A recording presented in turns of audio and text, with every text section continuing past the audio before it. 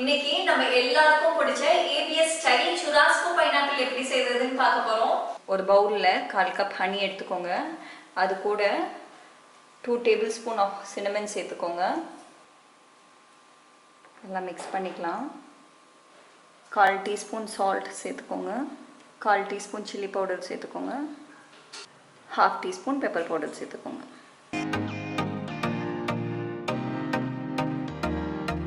இத பேசிக்கா maple syrup வச்சு தான் பண்ணுவாங்க. ஆனா நான் மேப்பிள் சிரப் வச்சு இல்லாம ஹனி வச்சு பண்ணியிருக்கேன். ஹனி வச்சும் பண்ணலாம், ரொம்ப நல்லா இருக்கும். பைனாப்பிள இப்படி கிரில்லிங் ராட்ல ஃபிக்ஸ் பண்ணிடுங்க.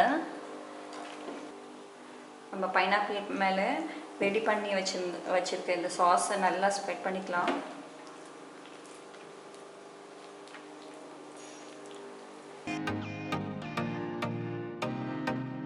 இப்போ இதை நம்ம ஓடிஜியில் போட்டுடலாம்.